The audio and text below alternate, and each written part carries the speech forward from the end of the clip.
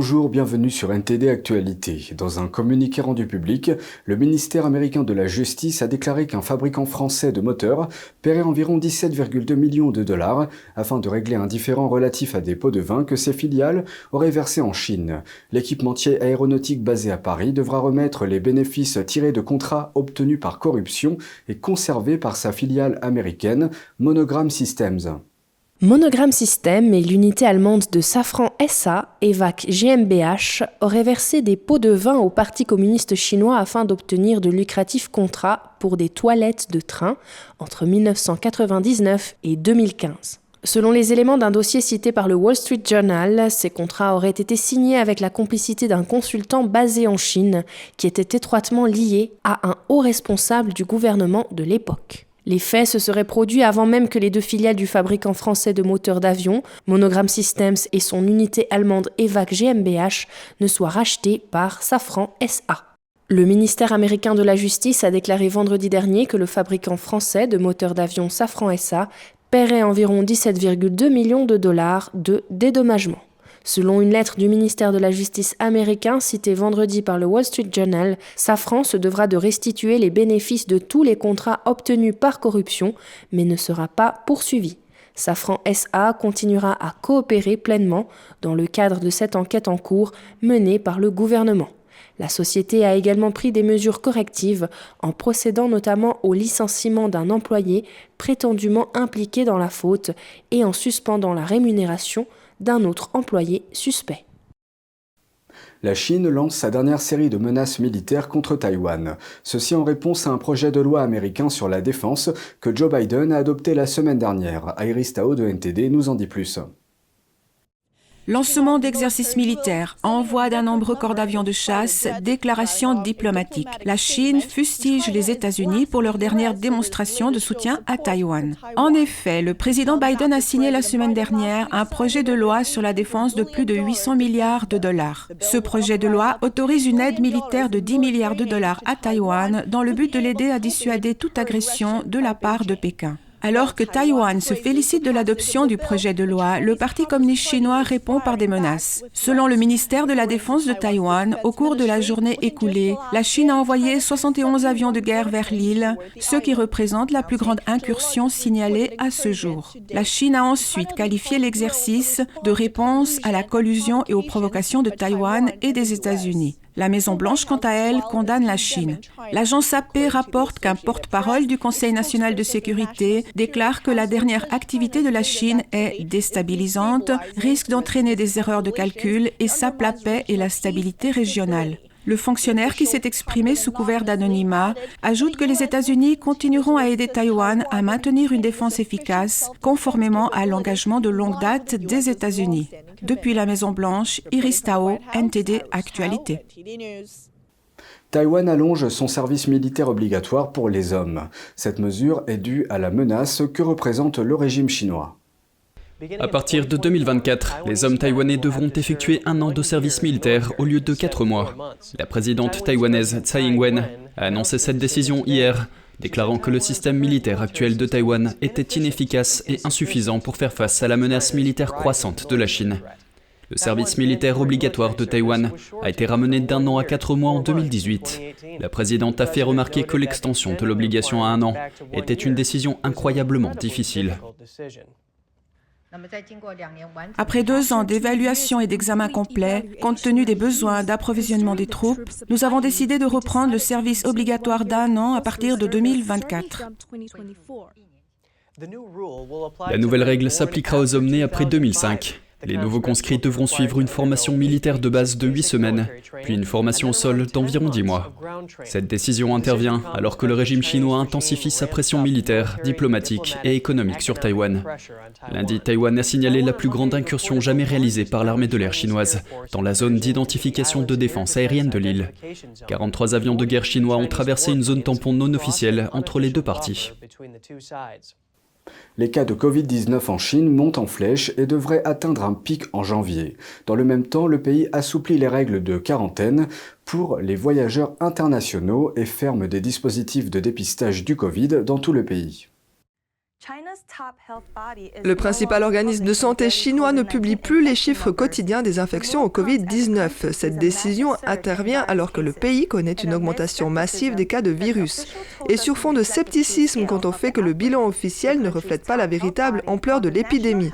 Le principal organisme de santé du pays, la Commission nationale de la santé, a déclaré qu'une autre agence prendrait le relais, le CDC chinois.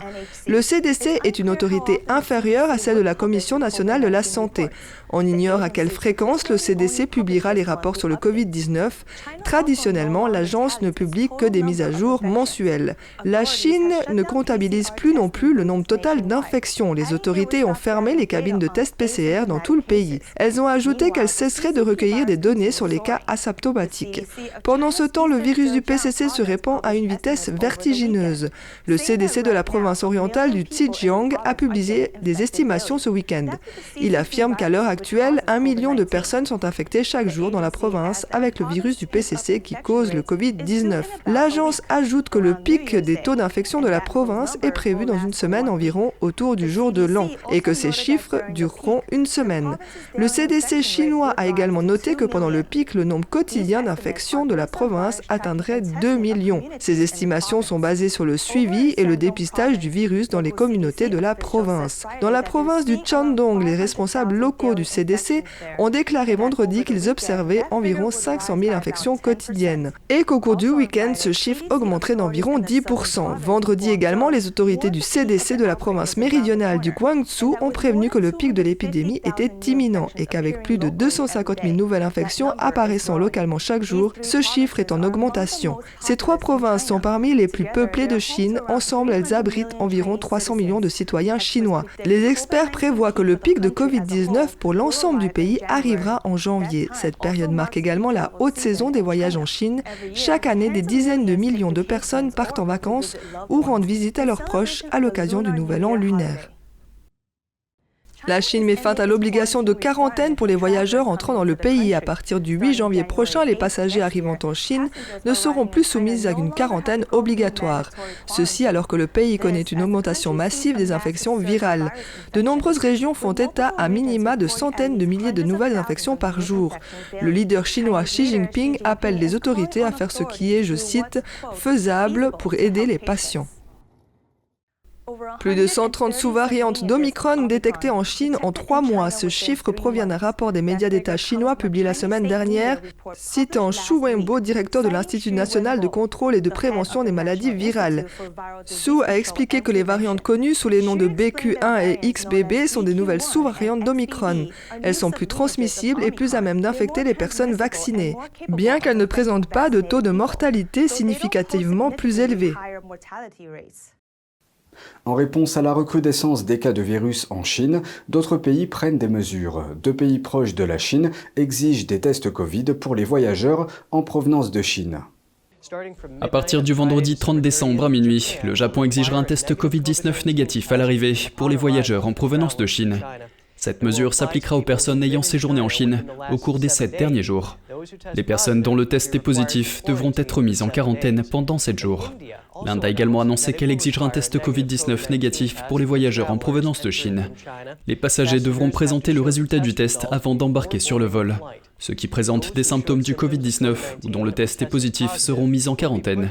La même exigence s'appliquera également aux voyageurs rentrant en Inde, en provenance du Japon, de la Corée du Sud, de Singapour et de la Thaïlande. Dans toute l'Espagne, les gens renouent avec la tradition de faire la fête au restaurant avec leurs amis et leurs familles pour les fêtes de fin d'année. Le milieu de l'hôtellerie espère que cela donnera un coup de fouet bien nécessaire. Andrew Thomas de NTD nous présente ce reportage. Quique Dacosta est le directeur gastronomique du Mandarin Oriental Ritz. Cette année, il dit que les clients veulent profiter de la saison des fêtes avec leurs amis et leurs familles.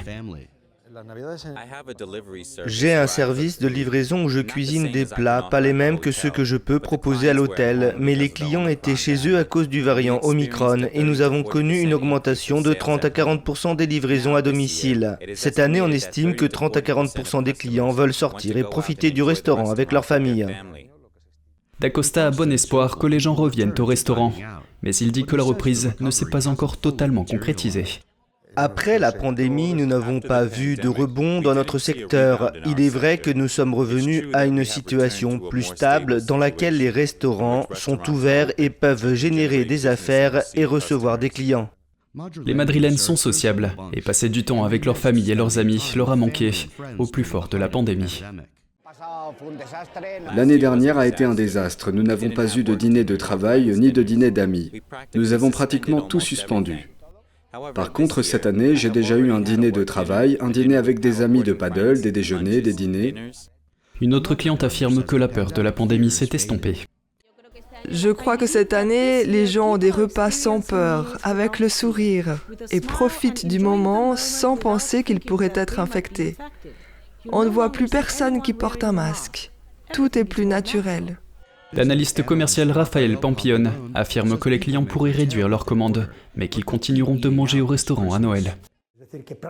Ce Noël, pratiquement le même montant sera dépensé dans les restaurants que ce qui a été dépensé en 2019. Cependant, on dépensera probablement moins de nourriture dans d'autres endroits, comme dans les cinémas, où les familles réduiront leurs achats et la fréquentation de ce type d'activité. Mais les gens continueront à dépenser dans les restaurants. Ils commanderont peut-être des plats moins chers ou ne commanderont pas de dessert, mais ils continueront à y aller. Alors que la pandémie recule, l'industrie hôtelière espère que les progrès se poursuivront. Andrew Thomas, NTD Actualité. De nouvelles barrières vitrées protègent la basilique Saint-Marc de Venise des inondations. Désormais, la marée salée ne pourra plus corroder les précieuses mosaïques et colonnes de marbre de l'église. Andrew Thomas de NTD nous en dit plus sur ces efforts de prévention. Des flaques d'eau ont jailli dessous la place Saint-Marc à Venise.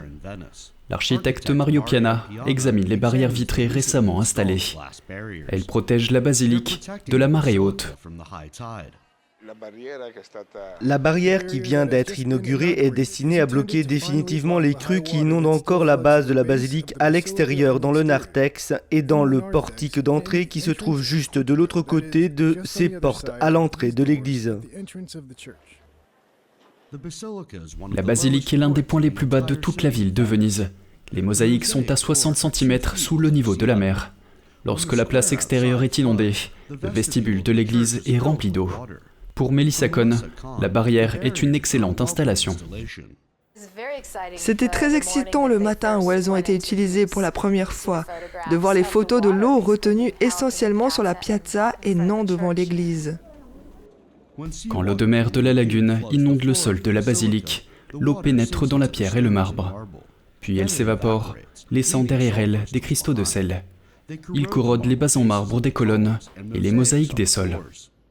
Les hautes eaux ont causé de sérieux dommages à la basilique et dans le passé ont causé de sérieux dommages. Espérons qu'à partir de maintenant, il n'y aura plus d'inondations qui toucheront la base de la basilique. La basilique, qui a plus de 900 ans, est construite en briques d'argile et recouverte de petits morceaux de marbre et de divers types de pierres. Les barrières font partie d'un projet d'ingénieurs plus vaste, visant à mettre en place une série de canaux sous la place Saint-Marc. Leur rôle est d'éloigner l'eau de la place pour éviter les inondations. Venise est une ville vieille de 1600 ans construite sur une lagune, mais elle s'enfonce. Et avec l'augmentation du niveau de la mer, cela signifie plus de marée haute et d'inondations. Andrew Thomas, NTD Actualité. C'est la fin de ce journal, merci de l'avoir suivi. Restez avec nous pour la suite de nos programmes.